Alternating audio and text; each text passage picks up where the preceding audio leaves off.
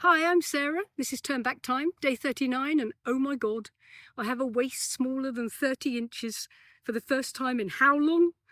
Okay, just smaller, 29.75 inches, but it's a moment of joy. I'm also 179.3 pounds. It still makes me laugh that I rejoice at figures that would have shocked and horrified me 15 years ago.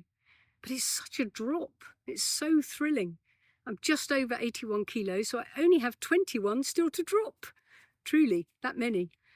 I ask myself, how can I still have 21 kilos of excess weight on me?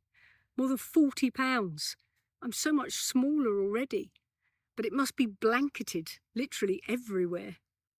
The further we go through this 60-day challenge, the more I'm learning.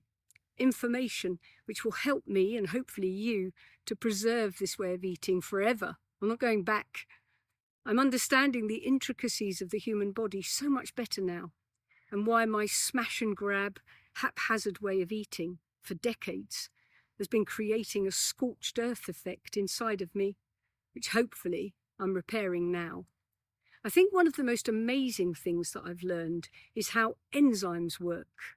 Oh no, she's off again with her science lessons, you may think. But truly, enzymes are amazing. I was forced to do a microbiology class last year while taking a disaster management degree, go figure. But when we got to the lesson about enzymes, I literally stood up and exclaimed out loud. The 18-year-olds just stared, but for me, at 58, it was life-changing information. No one who understands the specifics, digestive enzymes, can deny there's a God, or at least a universal force that made us, or a design theory. Yes, I was also forced to do philosophy. But did you know there are literally thousands of enzyme templates in our body, and certain foods can only fit together with certain templates, called substrates, like this massive jigsaw or weirdly shaped Lego. And if you don't have the right enzyme for a certain foodstuff, you can't digest it. It's that simple. And you might not be eating the right food to give you that foodstuff, or not eating the food that makes it. You might, of course, know all this way before me, but I didn't. Protein provides the building blocks for the digestive enzymes, which are mainly made in the pancreas. Protein really is the building block of the entire body. This diet is protein-led, as you know, and it also urges you to eat the vegetables and the fruit and the good fats, which you also need to construct all those jigsaw templates. There are three main blanket enzymes: lipase, an enzyme to break down fat; amylase, which breaks down carbs; and protease, to digest proteins.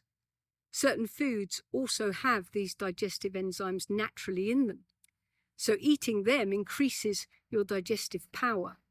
Honey has amylase and protease. Mangoes and bananas have amylase too, to break up those carbs. Papaya has protease for protein digestion. Avocado has lipase. Far from avocado being fattening, they actually contain the lipase to break down fat. So do walnuts and pine nuts. If you're overweight, you need lipase. Fermented foods have high enzyme activity but can be a bit acidic. Raw milk is full of enzymes that can help you digest your food. Just adding herbs and spices to your meal can increase enzyme activity. In general, cooking food destroys live enzymes, so you want to eat as much raw as possible. If you eat right, and only if you do, you will have the right size and shape jigsaw pieces waiting ready to break down the nutrients you eat into usable substances.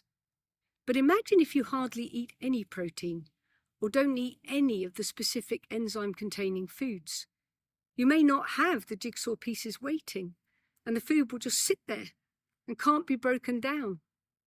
Many enzymes have absolute specificity, not easy to say, which means one enzyme, one jigsaw piece. They can only work together on one food or one food group. For instance, carrots need to fit together with an enzyme called beta-carotene oxygenase. They always end in A's. It's BCO1 for short. When the carrot comes into the digestive system, it finds the beta-carotene oxygenase jigsaw piece, and they fit together and make vitamin A. Vitamin A protects against bad cholesterol, but also regulates more than 500 genes in the body, including the one responsible for eyesight. The medical profession believes some people have a genetic problem with BCO1, which restricts their making of vitamin A, maybe half of all people. But I take all that with a grain of salt now. Is it not more likely that those people are simply not eating what they need to process it properly? One extra thing that's very interesting, you need fat to absorb vitamin A and D and E as well.